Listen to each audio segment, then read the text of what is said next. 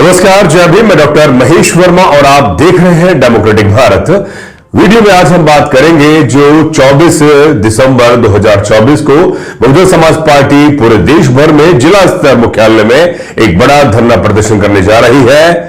अमित शाह ने जिस तरह से राज्यसभा में बाबा साहब का जो अपमान किया या योग है कि जो अमर्यादित भाषा का इस्तेमाल किया, उससे साफ जाहिर होता है कि बहुजन समाज पार्टी की नेता बहन मायावती का भी स्तब्ध है, गुस्से में है और उनका सीधा निशाना है आरएसएस पर और आरएसएस की उस विचारधारा पर और जिनके नेता या उनके कार्यकर्ता या यूं कहें कि देश के गृह मंत्री अमित शाह ने जो मुख से जो बयानबाजी करी है, उससे साफ जाहिर हो गया कि ये बात तो यानी कि ये बड़ी बड़ी बातें बाबा साहब के नाम पर करेंगे, संविधान की बात करेंगे, लेकिन जब इनके जहन से सही बात निकल कर आती है तो आप खुद को महसूस हो जाता है कि ये बाबा साहब का कतई सम्मान नहीं करते।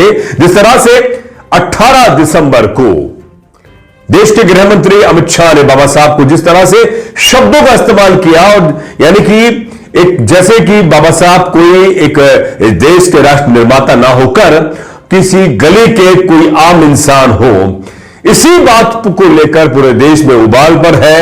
लोग लगातार प्रदर्शन कर रहे हैं और गृह मंत्री का इस्तीफा मांग रहे हैं।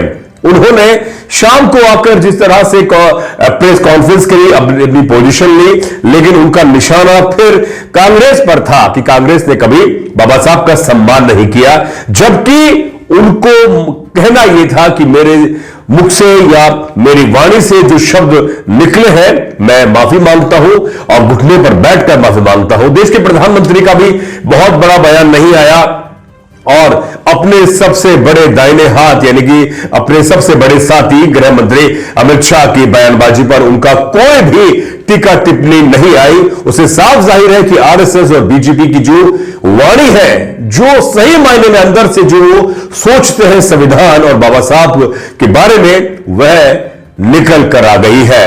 इसी तरह से तमाम जो चिंतक है, विचारक है, वो कह रहे हैं कि सही रहा कि डॉक्टर भीमराव अंबेडकर साहब बाबा साहब के बारे में आरएसएस ने देर से सही लेकिन जो बातें कही है वह उनके चरित्र को साफ तौर पर दर्शाती है।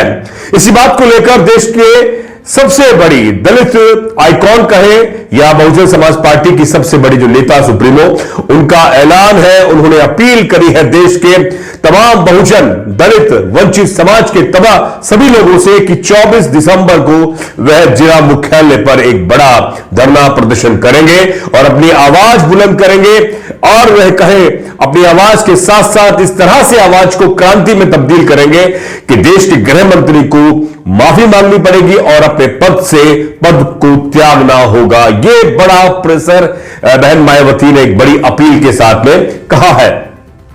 अब सवाल यह है कि बहुजन समाज पार्टी ने जो ये अपील की है उसके मायने क्या है। बहुजन समाज पार्टी के आज के दौर में सबसे बड़े मायने क्या है कि बहुजन समाज पार्टी ने जो अपील करी है, क्या इस अपील से बहुजन समाज पार्टी फिर दोबारा से अपने पुराने दौर में लौट आएगी?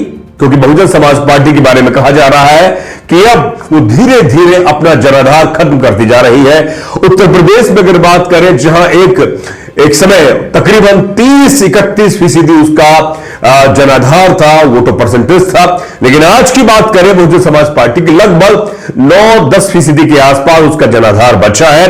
और उसमें भी अगर बात करें उत्तर प्रदेश में तकरीबन 16-17% जाटव है और जो दलितों में जाटव है और उसमें भी सेंध मारी और राजनीतिक पार्टियों ने कर ली है। उसकी वजह यह है कि बहुजन समाज पार्टी को जो समय समय पर उग्र होना चाहिए था, सवाल उठाने चाहिए थे, आंदोलन करने चाहिए थे और अपने उस बड़े वोटर के लिए, बड़े कोर वोटर के लिए जो आपको एक बड़ी राजनीतिक पार्टी बना रहा था। लेकिन बहन जी सिर्फ और सिर्फ एक प्रेस कॉन्फ्रेंस करती है, ट्वीट करती है और उसके बाद में उनके जो कार्यकर्ता और जो चिंतक है, विचारक है, वो भी उसको रिप्लाई करते हैं। लेकिन सड़क पर अभी तक बहुजन समाज पार्टी का जो बड़ा कार्यकर्ता या पार्टी के शीर्ष नेता नहीं उतरते नजर आते हैं। लेकिन जब बाबा साहब का अपमान सदन में होता है तो बहन जी ने साफ तौर पर अपील की है कि उनके कार्यकर्ता अब जिला मुख्यालय पर धरना प्रदर्शन करेंगे। मैं वही यही कह रहा हूं कि आखिर इसके मायने क्या है। बहन जी ने अब इतना देर से क्यों विचार रखा? पहले तो प्रेस कॉन्फ्रेंस करके एक विरोध प्रदर्शित करती थी, लेकिन अब वो सड़क पर उतरने के लिए अपने कार्यकर्ताओं को क्यों कह रही हैं? मैंने आपसे कहा कि उत्तर प्रदेश में जहां पहले तकरीबन 30% के आसपास उनका वोटर परसेंटेज था, लेकिन आज की बात करें लगभग 9.5% वोटर परसेंटेज रह गया है। क्या इस वोटर परसेंटेज से वो क्या सत्ता में लौट सकती है? सवाल यही है। 2027 में उत्तर प्रदेश में विधानसभा चुनाव होने वाले हैं और अभी फरवरी में दिल्ली में चुनाव होंगे। अभी हमने हरियाणा का चुनाव देखा, राजस्थान का चुनाव देखा और साथ ही पंजाब का भी चुनाव देखा। बहुजन समाज पार्टी की स्थिति बहुत ही दयनीय स्थिति हो रही है। क्या इन तमाम सवालों, तमाम इस स्थिति, गिरती हुई स्थिति पर क्या बहन जी चिंतित नहीं है? क्या उसके कार्यकर्ता चिंतित नहीं है? सवाल क्यों नहीं उठ रहे? बहन जी सिर्फ और सिर्फ जो आपकी विपक्षी राजनीतिक पार्टियां हैं उन पर सवाल उठा देती हैं, या ईवीएम पर सवाल उठा देती हैं, या जो सरकारी मशीनरी है उस पर सवाल उठाती है, लेकिन कभी भी उन्होंने अपने नेताओं पर, अपनी जो उसका पूरे तंत्र होना चाहिए, जो आपकी पूरा एक गिरेबान होना चाहिए, उस पर आपने कभी सवाल नहीं उठाया कि हम जमीन पर काम नहीं कर रहे हैं। जमीन पर हमारे प्रवक्ता न सोशल मीडिया पर है, न हमारे नेशनल मीडिया पर है, न हमारे चिंतक सामने आ रहे हैं। अगर आप यूं कहें कि बहुजन समाज पार्टी सिर्फ और सिर्फ राजनीतिक पार्टी नहीं है, वो एक मूवमेंट है, एक सामाजिक परिवर्तन का एक बहुत बड़ा मूवमेंट है। ठीक है, आप एक बहुत बड़ा मूवमेंट चला रहे हैं, लेकिन वो भी जमीन पर नजर क्यों नहीं आ रहा है? सवाल यही है। वहीं एक तरफ जो आप देखें, यानी कि दूसरी तरफ अगर आप देखें तो आजाद समाज पार्टी के चंद्रशेखर आजाद वो मुखर हो रहे हैं और दलित आइकॉन बनते जा रहे हैं। और आज के अगर किसी युवा से गांव, ढाणी, शहर, तहसील, कस्बे में पूछे तो वह बहुजन समाज पार्टी को बाईपास करता हुआ आजाद समाज पार्टी की तरफ वो जा रहा है। दिल्ली में जब आजाद समाज पार्टी ने अभी एक बड़ी जो मीटिंग की थी, बड़ी सभा की थी, उसमें आपने देखा हो कि लाखों लोग दिल्ली पहुंचे। और आज साथ ही जो बहन जी जो सभा कर रही है या आकाश आनंद सभा करते हैं तो उसमें कितने लोग पहुंचते हैं? ये बड़ी बात है कि आखिर इतना बिखराव, इतनी नाराजगी और इतनी लापरवाही बहुजन समाज पार्टी में कैसे आ गई? एक तरह हम कहते हैं कि बहन जी ने 4 बार उत्तर प्रदेश में सरकार बनाई, बिल्कुल यकीन, बिल्कुल 4 बार सरकार बनाई, 4 बार आप मुख्यमंत्री बनी। लेकिन आज के मौजूदा दौर में जहां संविधान पर हमले हो रहे हैं, संविधान पूरी तरह से लागू नहीं किया जा रहा है, आपके आरक्षण को खत्म किया जा रहा है, सरकारी नौकरी बिल्कुल धीरे धीरे धीरे खत्म की जा रही है, प्राइवेटाइजेशन बढ़ रहा है, निजीकरण बढ़ रहा है। आप देखें कि लोकतंत्र में जो सबसे बड़ी ताकत होती है राजनीति में वही सिपाही सबसे आगे निकल कर आएगा जो जनता के बीच में जनता के सवालों को उठाएगा। लेकिन क्या बहुजन समाज पार्टी की जो सबसे बड़ी सिपाही आयोग है, सुप्रीमो, क्या वो सड़क पर उतर रही है?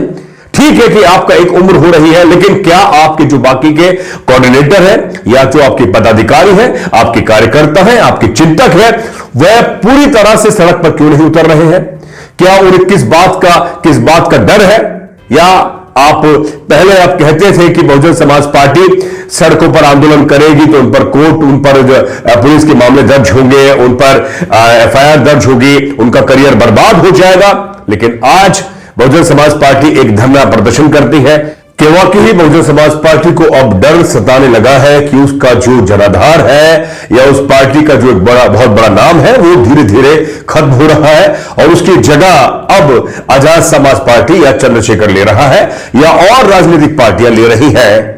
ये बड़ी बात है। या आपके जो मुद्दे हैं वो कांग्रेस उठा रही है, आपके मुद्दे हैं वो जो समाजवादी पार्टी उठा रही है या आजाद समाज पार्टी उठा रही है। ये तमाम सवाल आज के मौजूदा दौर में खड़े हो रहे हैं। ऐसे में बहन जी ने जो सीधे तौर पर अपील करी है कि अब सड़क पर उतरना होगा, कैडर देना होगा, गांव गांव ढाणी ढाणी जाना होगा और एक बड़ा प्रदर्शन करना होगा जिससे उसके वोटरों को लगे कि बहुजन समाज पार्टी भी अभी अस्तित्व में है, जिंदा है और वह फिर दोबारा से लौटेगी उसी आधार पर, उसी जनाधार के साथ जिससे कि वो पहले थी। 4 बार सरकारें बनाई और 2027 सबसे बड़ा टर्निंग पॉइंट रहेगा बहुजन समाज पार्टी के लिए, क्योंकि बहुजन समाज पार्टी की सुप्रीमो की उम्र तकरीबन 70 साल की अवस्था उनकी होने वाली है। वो दीर्घायु हो, वो स्वस्थ रहे, वो और बेहतर काम करे, ये हम कामना करते हैं। लेकिन काम करे ये बड़ा सवाल है, क्योंकि देश में जो दलित बहुजन राजनीति है, खासतौर पे दलित राजनीति है, उसमें लकवा ग्रसित हो रही है। अगर उस लकवा को कोई भी राजनीतिक पार्टी उन मुद्दों को उठाकर, मान्यवर काशीराम साहब के मुद्दे, बाबा साहब के मुद्दे, संविधान के मुद्दे, आरक्षण के मुद्दे, आपके रोजगार, शिक्षा, स्वास्थ्य, आपके हक और अधिकार के मुद्दों को अगर कोई राजनीतिक पार्टी ईमानदारी से उठाने का प्रयास करती है, तो मैं कहता हूं कि यह बहुजन समाज पार्टी की जगह ले लेगा, क्योंकि वोटर वही है। वोटर कहीं बदला नहीं है, लेकिन वो चाहता है कि उसकी जो राजनीतिक पार्टी पूरी ईमानदारी से काम करे। अब देखना यह होगा कि 24 दिसंबर 2024 को बहुजन समाज पार्टी के कार्यकर्ता जो धरना प्रदर्शन करते हैं, उनकी संख्या सड़कों पर कितनी रहती है, देश में कितना बड़ा आंदोलन होता है और कितनी अपनी आवाज को बुलंद करते हुए देश के गृह मंत्री को घुटने पर बैठकर माफी मांगनी होगी। आखिर में चलते चलते आपसे एक बात हम कहना चाहते हैं कि मेरे पास एक किताब है, चमचा युग। मान्यवर काशीराम साहब ने इसको लिखा। इस किताब की गंभीरता यह है कि मान्यवर काशीराम साहब का मानना था कि जो कांग्रेस में, बीजेपी में जो दलित नेता है, वे कभी भी दलित वंचित समाज के मुद्दों को प्रमुखता से नहीं उठाते अपनी राजनीतिक पार्टी में। वे सिर्फ और सिर्फ उन आकाओं के आगे दुह हिलाकर बैठे रहते हैं। उन्हें डर सताता रहता है कि अगर हमने दलित वंचित समाज के मुद्दों को उठा दिया तो हमें अगली बार टिकट नहीं देंगे।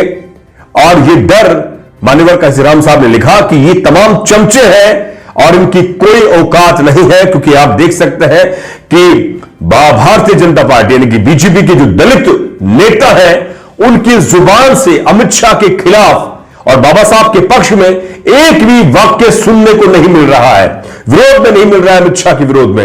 यह है सबसे बड़े चमचे। यह मान्यवर काशीराम साहब ने इस पुस्तक को लिखा है। इस पुस्तक के बारे में विस्तार से एक वीडियो में जरूर बनाऊंगा कि लिखने के मायने क्या है और इस किताब को क्यों लिखा गया, इसकी सही मायने में आज के दौर में प्रासंगिकता क्या है। साथियों, 24 दिसंबर को मान्य बहन जी एक बड़े आंदोलन का उन्होंने ऐलान किया है, अपील की है कि धरना प्रदर्शन की। अब देखना यह होगा कि अब सड़क पर कितना जन सैलाब देखने को मिलेगा। देखते रहे डेमोक्रेटिक भारत। आपसे अपील है कि इस वीडियो को अधिक से अधिक शेयर करें और अपने राय जरूर लिखकर भेजें। और आखिर में निवेदन, डेमोक्रेटिक भारत को आर्थिक आप सहयोग करते हैं तो और बेहतर पत्रकारिता करने के लिए प्रयासरत रहेंगे। दीजिए इजाजत, बहुत बहुत शुक्रिया।